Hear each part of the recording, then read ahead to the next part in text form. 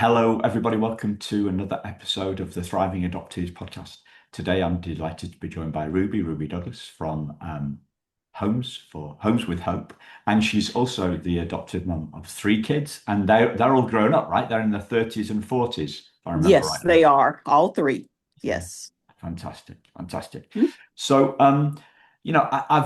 I came up with this word, thriving, for the podcast, thriving adoptees, thinking that was kind of that's what our ultimate goal is. And it struck me over the weekend that maybe maybe there's some other kind of ultimate goal or most important thing that we want for ourselves and for our kids and for our clients. Is the word that kind of sums up what you want better than thriving, Ruby? Uh, I like the word thrive. I've not thought about it as much in terms of adoption until recently. And I've heard it used several times when people were discussing adoption as an option for children. I've heard it used by an American who now lives in England, Yeah, Rosie O'Donnell, as she talked about her children in an interview in the United States yeah, about rearing her children. I've heard it again in a commercial here in Texas where they talk about planning for children, planning adoption for children. So, yes, I've thought about it a lot, and I like the word as we talk about it and what we hope and dream for the children that come in through our to our lives yeah, through the process of adoption. yeah, yeah. Yeah.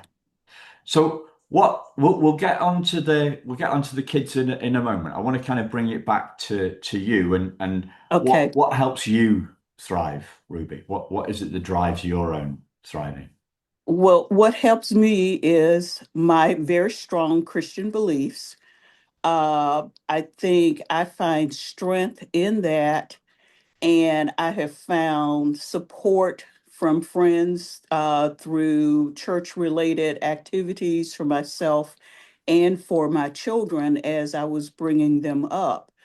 I grew up in a household where religion was central, and it was very much a part of who I was as a child and has remained that part of me as an adult. Trying to provide a stable home for children has been my ultimate goal. I have done it, like you said, for three children that I adopted who are not biologically related to each other, nor were they adopted at the same time. And I found that to be a key to being who I am as a person. And most of my work in adoptions over the last almost 50 years has been in church supported agencies. Right. Yeah. So strength and stability of yourself. Right. And I think the key to helping children to thrive is that the parents must also be comfortable about who they are before they begin the process of adoption. You need to know who you are as a person before you can share yourself with someone else. And that is also true of biological parents. But adoption brings with it a lot of things that most people don't think about until they're into the process. And I am a firm believer in educating parents about the things that children have been through. I've worked with voluntary adoptions where birth parents made a conscious decision to plan adoption for their children. I've also spent the last 10 or 12 years working with children who have been removed from the custody of parents because of physical abuse, sexual abuse, or neglect. And those children bring with them a whole wealth of other experiences. They're not necessarily infants, they can be toddlers to teens. And dealing with those issues, the trauma that the children have experienced, requires that the parent be prepared to handle all of those issues as they come forward. Yeah. So Yes. clearly, your Christian beliefs are a key play a key role here in your strength and your stability and in your identity. So could you talk a little Right. bit more about that, Ruby? Okay. Well, first of all, being a parent is something that I think is a true gift from God. The opportunity to rear a child, to impart your beliefs, your strengths, your home, your family, to share those things with someone else is part of Christian responsibility and duty. I I grew up in a stable home. I had two parents. Life was basically pretty good. We weren't wealthy, but I had my needs met. I learned from my parents about how to be a parent. My mother was a child who grew up in kinship care, or what we would call kinship care now, because her mother died when she was only 2 weeks old. So she was reared by other people. And from that, I learned her ability to love other children and to reach out. She's always been a person that was drawn to children. And so there were always children around. She would be the lady or the grandma who was at home on the block and was there to be sure all of the latchkey children had somebody to go to while they were waiting for parents to come home. She felt that was important. My father was also one of a large family of children, and he was one of the older children. So he also learned to help out other people. So that's how I was brought up. And my brother was a child psychologist. So we learned a lot, I did, about that. We were active in church. We participated in different organizations to keep children involved, to keep them active, to provide them with structure, and also other adults who could be part of that village. uh, I found that within the church, we had a lot of people who became a part of our village because I was a single adopted parent and still am.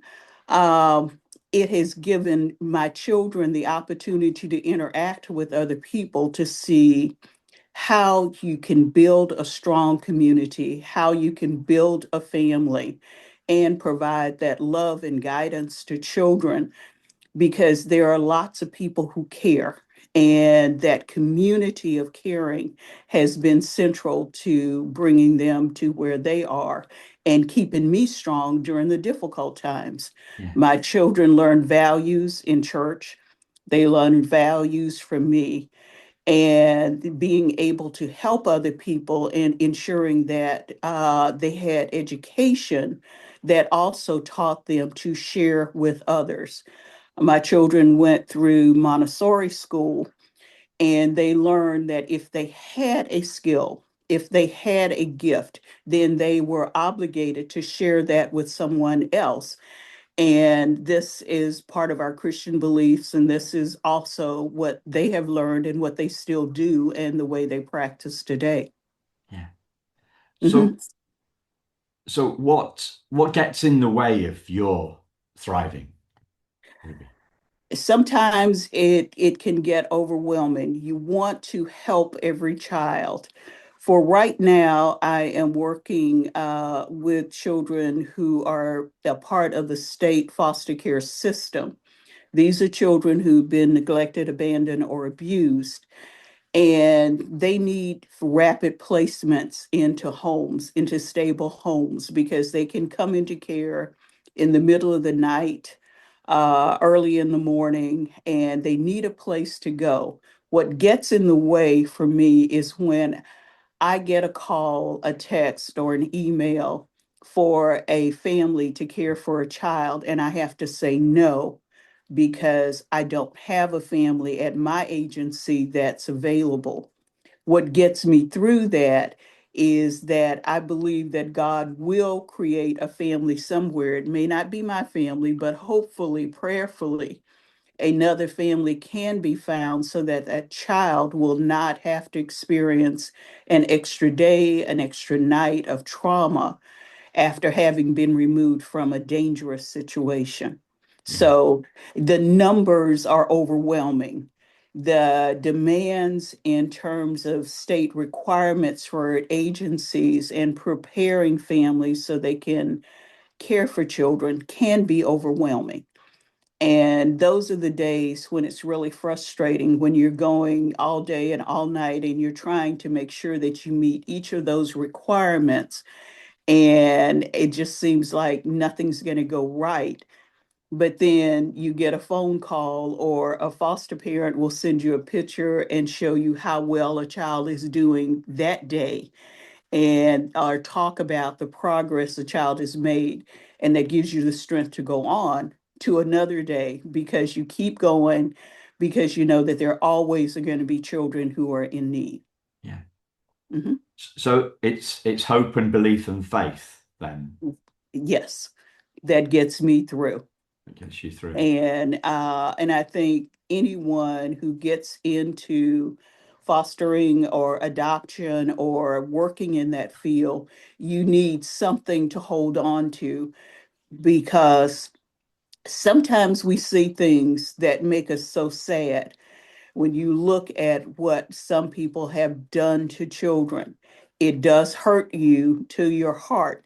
But what you do know is that in that heart, you can try to find a way to help that child to move forward and to help them to heal so that they can have a whatever normal is life and enjoy, and then they do to thrive if you can help them to deal with the trauma that they've experienced. Yeah. Mhm. So if we looked at this kind of systemically, then it, the overwhelm is because of the lack of parents available, foster parents and adoptive Right. parents ready. So if we looked at this systemically, is it about I hear a lot about foster and adoptive parent burnout and foster parents not Yeah. not closing their homes to foster kids because Yeah. it's so tough. If we It could retain more of them, if we could upskill them, if then exactly. And we've experienced a lot of that of late. Families who open their heart, they open their home, they're ready, they're enthusiastic, and then suddenly they're caring for this child, and they find themselves, it's not quite like they thought it would be, looking for the resources, wondering, well, when is the daycare going to be paid for so this child can go into the daycare program and I can go back to work? Okay, why do workers not take into account that I have a life too, and I can't always be available? Trying to juggle the needs of a foster child, there's a set schedule of appointments that must be kept by foster parents. They're responsible for trying to transport children to events, trying to get them to therapy appointments, trying to do all of those things and take care of any biological or other adopted children that they may have and work. When my parents fostered, like many 20, 30 years ago, you had a different dynamic in terms of the household. You had more stay-at-home moms who had the ability to be able to do many of those things. But now we have foster parents where we do have both parents working. And we also have a high number of single women and men who have become foster parents because they want to share with children. And again, it gets difficult when you're juggling all of the paperwork, all of the appointments, and all of the other things. And then to have children suddenly moved and no one takes the feelings of the foster parent into consideration. They just say, okay, we want this child moved by 5 o'clock today, get their stuff ready, you're out. And it's like in your heart, you knew that the child was going to be leaving, but you didn't know it was going to be with, like 3 hours notice. And that sometimes drives foster parents away from fostering because they feel unappreciated and they feel that no one really cares. And then on top of that, there are a lot of people in the world who think foster parents get wealthy from caring for children and that this is a way of making lots of money and all they do it for is just for the money. Yes, there may be a few people like that, but that's not the reality. It is not a way to make money. Most parents end up spending a lot of money to make sure that their children have all of their needs met. And a lot of those things are not covered by, the state or the government agencies. Yeah. Yeah. You talked about learning from your own parents. Yes. A lot of people talk about uh, that be, Mhm. if they were raised by their biological parents, then Right. raising adopted kids is different, and so Yeah. they need to they need to parent differently to the way that they were parented. Right. You need to add a couple of tools to your parent skill toolbox Yeah, and learning to deal with that child's trauma, especially if they're older. And then if there wasn't the trauma that caused the separation from the birth parents, what happens, and I guess we'll talk about that also a little bit later, as children grow older, they start to recognize that they have lost something to be adopted. Young children will willingly talk to you about their adoption story. If somebody has told them about it, it's all happy for them and they are very content and they have no problem with that. But after a while, as they get older, they realize, wait a minute, I'm here, then somebody A didn't want me, hurt me, uh, did not want me in their lives. And they have to deal with that reality. And that is one of the realities of adoption. That child was separated from biological family, whether it was voluntary or involuntary. And as an adult, and as the brain starts to develop, children start to realize that loss. And parents need to be aware of that and open to discussing what it means. And it goes back to learning your child's adoption story, knowing why they came into care, and talking to them and keeping the lines of communication open, especially as the child gets older. And we're seeing questions, as they approach the teen years, there are a lot of questions that come up, and parents need to be comfortable about discussing those things. And if they are not totally comfortable, they need to seek professional assistance to help with dealing with those adoption questions. yeah, Mhm. and they don't see that coming, right? No, Parents they don't. that They parents don't. don't see this coming, and Right. then it's a shock. It Uh, is. It is. yeah, Yeah, the you don't in the training that I do, the education program that we have at our agency, we talk a lot about that loss and understanding what that loss means. And we do guided fantasy with the families where they find themselves having to leave a situation with, maybe one item. And, there are many films out there that have been used for training that talk about the removal of children from one situation to another. Children may view their normal as their normal, but it is not what society feels a child should be reared in, and that child may be removed, but they may only have one of their special toys. Losing those things, losing the familiar, and having to adjust to a whole new life in another situation. Those are traumatic episodes. And it's especially true for children who are placed for adoption through involuntary termination of parental rights. And parents think that if you give all the love and all the support to the child as they're growing up and you don't talk about that, and you think, oh, well, they were so young, they don't remember, but they do put the pieces together.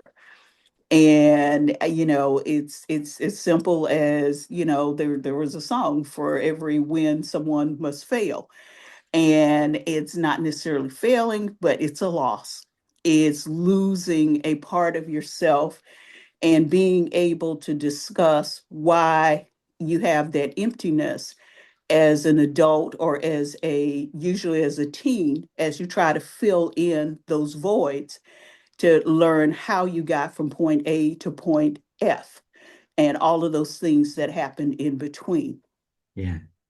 Mhm. So what can we do to prepare our kids, or lessen uh, lessen the pain when this stuff starts to rear its head? Well, it's part of just normal parenting, keeping those lines of communication open. I found that in working with children who've been adopted, they frequently have these thoughts, but they're not sure that they can bring them up with their adoptive parents. They don't want to hurt someone's feelings because they're asking about another parent, or what happened and how did I get adopted? What happened?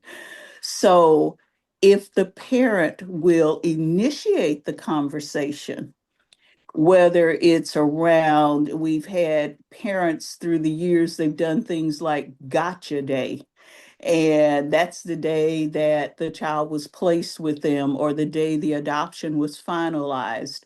Or they may do what I did with my children, is I kept the albums of pictures that I'd received from the foster parents who had cared for the children out in the home. And so if my children wanted to look at pictures of themselves, they could go in there and look at that. And we could talk about it. Children like to see pictures of themselves.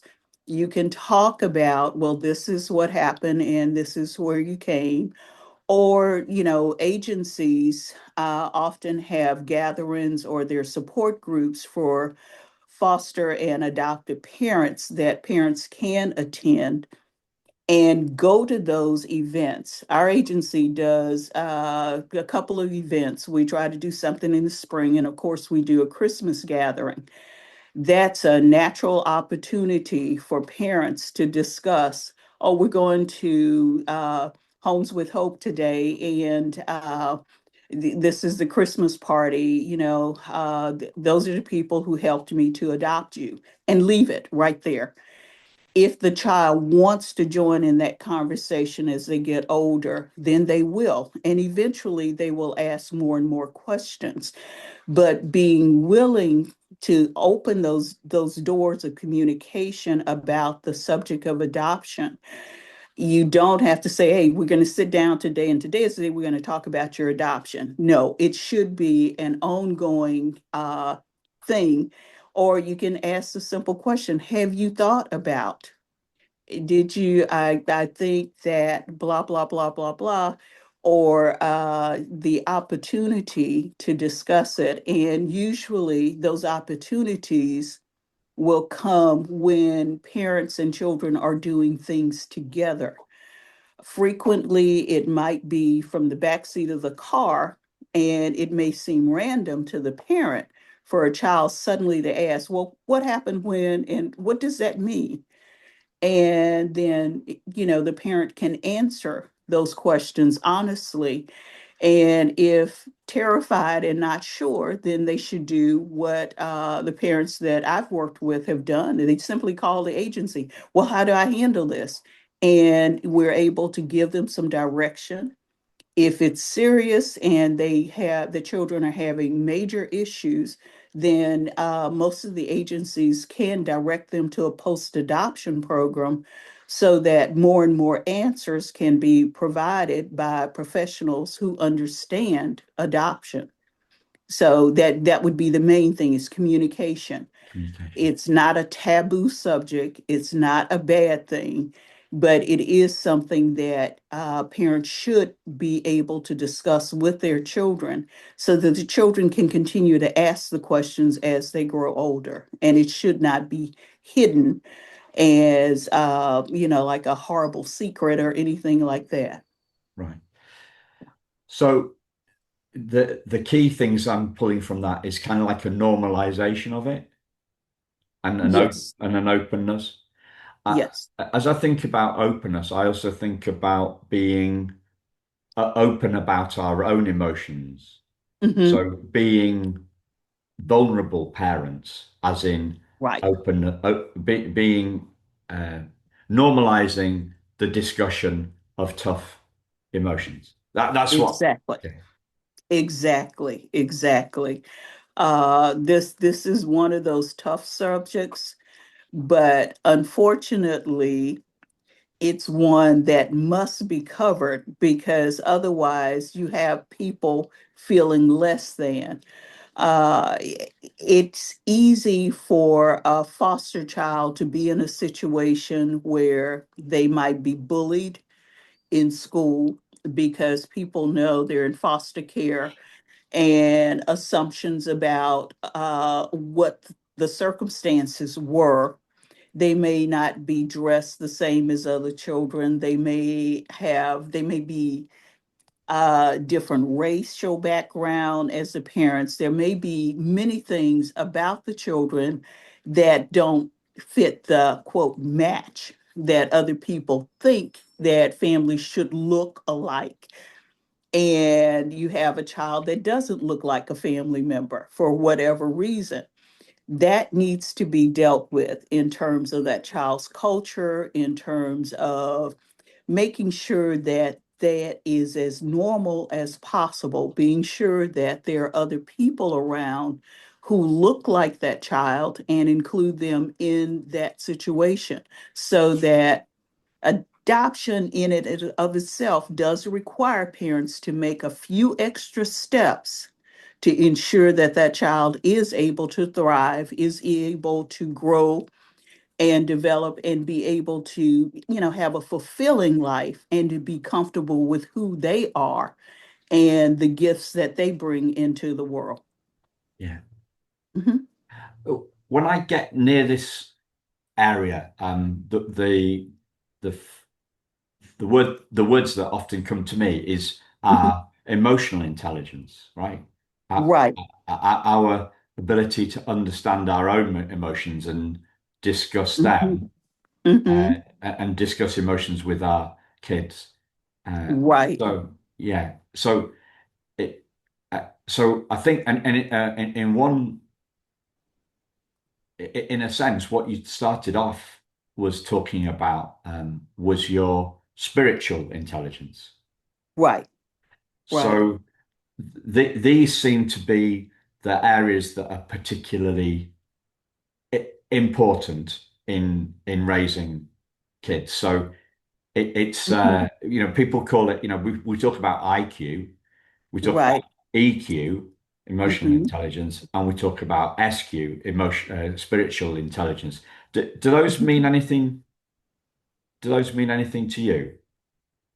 I agree with what you're saying. You need all of those things in order to parent. Uh, that's my personal beliefs. Uh, because who you are as a person is going to be reflected in your child. I often talk about it as launching my children, but preparing them for the launch. It's like launching a rocket. You got this countdown if you're going to start with 10. Through those years, what you're trying to accomplish so that eventually that child can go forth and live a fulfilling life. But they definitely have to have the right foundation. You can't launch a child into the world without giving them the tools they need in order to succeed, and being able to discuss their adoption if they want to discuss it, and also knowing that their story is their personal story. It's not to be shared with the rest of the world unless they want it to be. Before I agreed to talk with you about adoption, I did consult with my three adult children. And I said, is there anything that you can think of that you would not want me to say? And they were perfectly okay. They said, no, we're fine with it. But again, each of them has their individual story and they know their story, but I don't talk about one story with the other child because it's not the other child's story.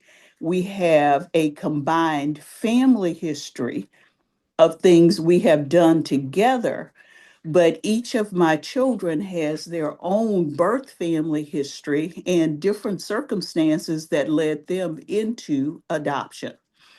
And, in terms of knowing birth parents, communicating with them after they became adults, after the children grew into adulthood, those things have been things that I have supported with them. And it's part of their journey, their curiosity, but my being there and stepping back and letting them get some of those answers about biological family history. It may not be possible for everyone. My children came through voluntary placements in private agencies. So yes, there can be connections and there are connections, but their shared childhood experiences are with each other and not with the birth parents. And that's another thing that adoptive parents must realize: you are not the child's only parent. That child came to you through someone else. And as a Christian, I have to believe that each of those children that I have parented were children that God meant for me. I did not give birth to any of them. They came to me through processes and with the assistance of people at adoption agencies. But in my heart and in my spiritual beliefs, I feel that those kids belonged with me and that what we shared was the way God intended it to be. And adoptive parents cannot pretend that a child was born to them. That's not going to get you or that child anywhere in the long term. You must accept the fact that there are others out there that made a clear decision to give that child life, because that is an option. And, they didn't have to do that, but they did choose life for the children. They chose adoption because of various reasons, and being sure that you accept and understand those reasons is fine. It's important that adoptive parents do that, number one. And then you cannot look down upon birth parents because they did this, that, or the other. Many people make mistakes, and for whatever reason. and children get hurt for various reasons, but it's all a part of who we are. In life, there's going to be pain in many, many areas, but we cannot dwell on the pain. If we're going to be healthy adults, we must learn to deal with that pain. It's a part of the growth process and moving forward. Infertility is painful for parents. And when one wants to be a parent and they cannot give birth, they have to deal with that pain as they adopt a child. And also thank God that they have been matched with that child and that whatever was meant to be happened, and the child that God wanted them to rear comes into their life through a different path than the one they had originally thought would be. Yeah. Mhm. So, what helps parents who've come to adoption through infertility help them process that infertility? Talking about it, coming to that realization, it's not second best. It is how it's going to happen. You can't view adoption as second best. Well, you can always adopt if you can't have a child by such and such age, just adopt, it'll be okay. It's not that simple. You have to be willing to accept the child where they are and know that you are taking on some things that you may not have expected, the trauma. If you look at some of the older children or the children that come into adoption through states' involuntary termination of parental rights, you have children that come where they have learned skills that you might not necessarily want them to know at that age. Uh, if they were in negative parenting situation with birth families, those children come with trauma. I've had children who know how to steal at a young age because of how they were living. They forage for food in trash bins because of the way they have lived. And as a parent, you have to help those children to know that they can trust you as a parent. The big part of dealing with the infertility is letting go of that imaginary child, because even if you gave birth to a child, that child may not be the person that you imagined your child would be. And that's number one, let go of the imaginary. It's great to have those dreams, and maybe your child will have the same skills, whether they're born to you or adopted by you. It doesn't mean that they're going to meet all of the goals of your imaginary child. That's a dream, that's a fantasy. Look at the reality, help your child to find themselves as you find yourself. This is a part of your life that's just not going to be. Some people may have gone through life saying, wow, if I were X feet tall, I could be a great basketball player, but you're not. You're a very short person. You're not going to be that basketball player. You can still develop the skills. There may be a love of the game, but you're not going to be in this country be an NBA basketball star. You know, very few people meet that role. Very few people are going to be the person who has all of the skills of the great quarterbacks that we've seen in American football. Yeah, And again, all of those things are different. So you can have dreams for your child, but it doesn't necessarily mean that that child's going to meet those dreams. yeah, And infertility is painful, it's hard, but it is one of those things that many people have to face. It doesn't mean you're less a person, it means this is the reality. For some people, they choose not to have a child. And for others, you know, it's the one thing they always hope that they would have. But what you do have is the opportunity to mold a life. Those values, whether they're the Christian values like in my family, or whether they're, the person's an atheist or whatever your values are, you may value education. You have an opportunity to provide that for a child. You can teach them the difference between right and wrong. You can help them to learn to share their gifts with others.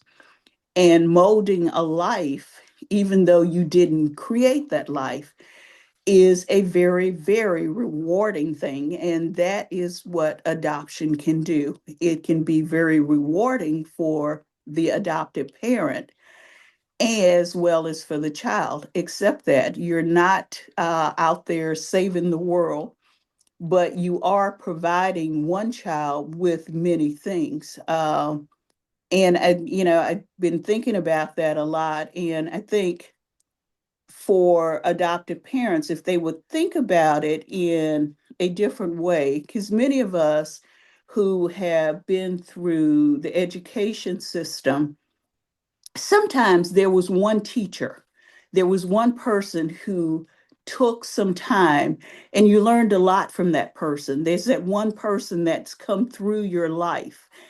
And for adoptive parents, you are that person. You are the one who's going to mold, who's going to encourage. And when that child does not achieve the successes that they wanted to achieve, you're there as the cheerleader, the encourager to find something else that they can do. But you can make an impact on the future by providing for the child who comes through to you through the process of adoption. Yeah. Yeah, Can I take you back a bit, Ruby? Because you sure. talked about pretense and you talked about Mhm. adoptive parents pretending that their adopted kids were biologically theirs, or um, Right. and it struck me. I was thinking about emotional intelligence, and I was thinking about self-awareness, and I was Mhm. also thinking that uh, if it seems kind of unlikely to me that an adoptive parent would think to themselves, I'm I'm pretending here. It's not something that they would see. Yeah, Do you I see what I don't. mean? Yeah, I don't think that they see it either. But that child stays with them. You're feeding, you're clothing, you're caring for the hurts and all of those things with the child. And sometimes you forget that, okay, I didn't give birth to this child. Or you meet somebody new and they say, oh, y'all look a lot alike. And, you have that moment where you think, really? And but I've been there and I go, okay. And for sometimes, if it's just past a stranger, say, oh, y'all look alike. You go, okay, yeah, sure. And you just keep on going because you're not going to sit and tell a No, total stranger your the whole story. No, no, story. no, no. And because it's not their business, you just accept the compliment and keep going. But then for some parents, they want to pretend that everything is, like I gave birth, it's all okay. And I provided all of these things. So, they should be happy, they should be grateful.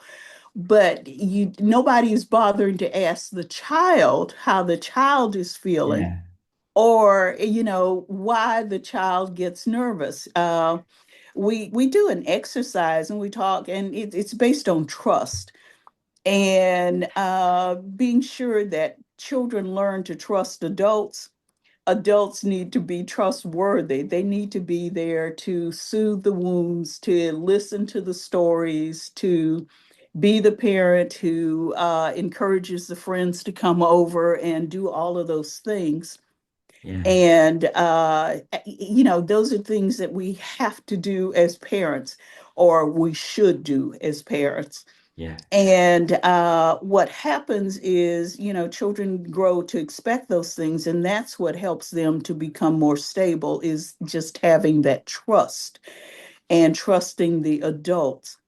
But for adults, sometimes they forget and they don't want to acknowledge to people that the child is adopted, but there are moments in time when there are things that you have to explain.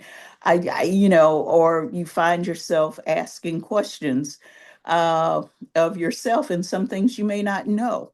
Yeah. In terms of medical history, that is one of the big ones in there. We don't always have complete histories of possible diseases and whatever that could be hereditary.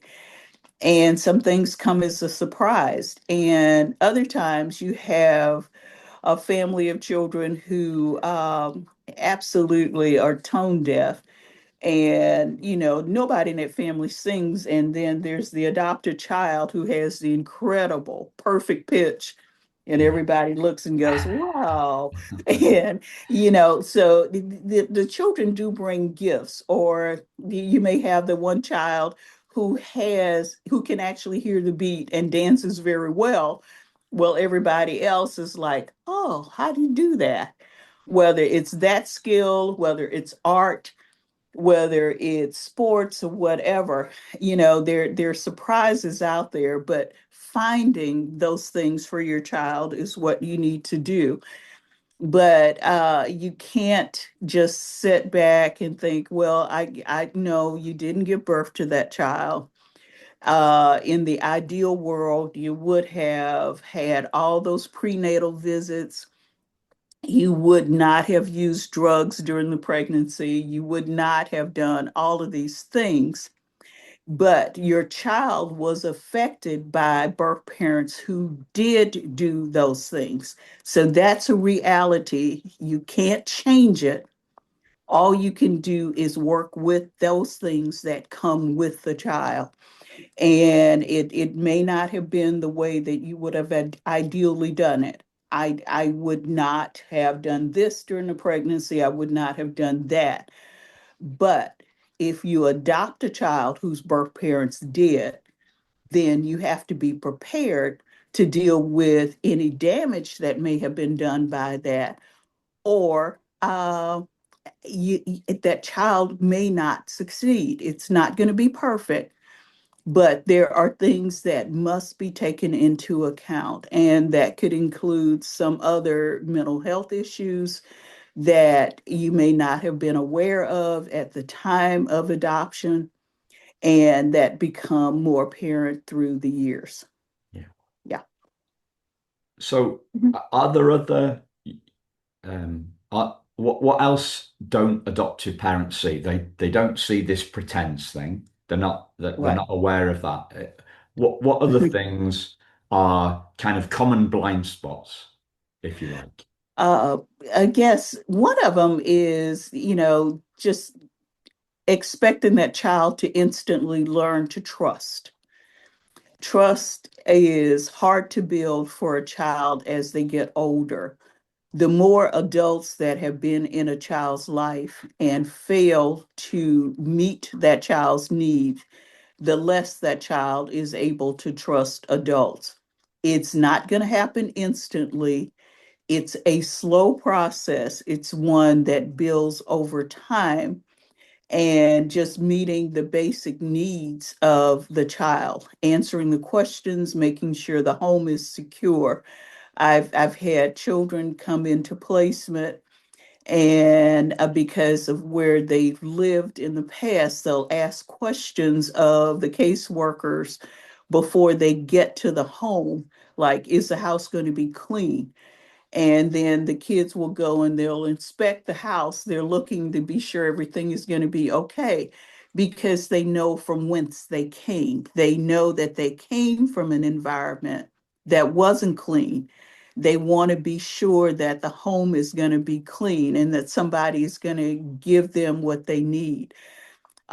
We've had children come into care in America.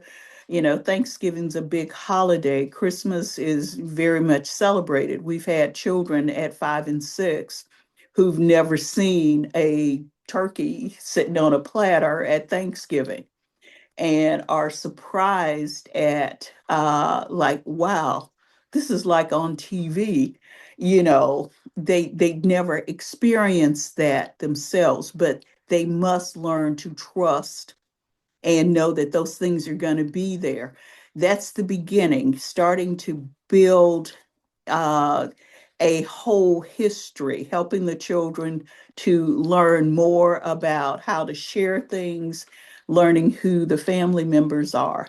We haven't really talked about extended family. We talked a little bit about the village, but also being sure that you find those family members who are going to be supportive of the child so that the child does not feel different at the family reunion, that they feel very much a part of the reunion. They are part of the family. And you want all of the family members to accept that child, but the reality is that some of them may not. Yeah. And but you want to know who are the ones who are going to be supportive. Ask the questions in the beginning. Make those people a part of your close village, and so that the children can relate to them and feel positive with those other Yeah. people. Hmm. Fantastic. Yeah, Wow, it's been such a deep dive, Ruby. yeah, The wisdom is incredible. It yeah. really is. Thank you. Uh, I can feel another episode coming on, right? Just as we Okay. speak. Um, is there anything that you'd like to share that I've not asked you about, Ruby? No, I think we've covered just about Yeah, some everything fair that I ground. Yeah. thought of. Yeah, Yeah, yeah, yeah. yeah, The one thing I thought to just draw a couple of things that you said together in time with Little Bo. We've talked about dreams, right. and I think essentially what was landing for me is that we should be interested in their dreams for Right, themselves rather than our right. dreams for them. True. Right. So that would be Absolutely. that ties up what you said about, the Montessori Hmm. education. Clearly, it's a non-traditional focus, but the focus is on the individual that individual person, that individual Right, child, rather than right. dealing with a class of 30, 35 in Hmm. an elementary or primary school or high Right. school, secondary school. It is very individual, and Hmm. let's empower them to make their dreams come Right, true. right. Giving them those opportunities, or it's key to the happiness of a child. Yes, And as a parent, also seeing your child happy and enjoying what they're doing, and because each child has a gift, and but finding it, and like with Montessori, they must be treated each child individually so that they can find their happiness and their happy place and what their gift from God is, and so that they can magnify that gift and let that light shine in the yeah, rest of the world. yeah. Wow, Mhm. big Yeah. stuff. Thank you, Ruby. Okay, you're very welcome. And thank you, listeners. We'll speak to you again very soon. Take care. Bye bye.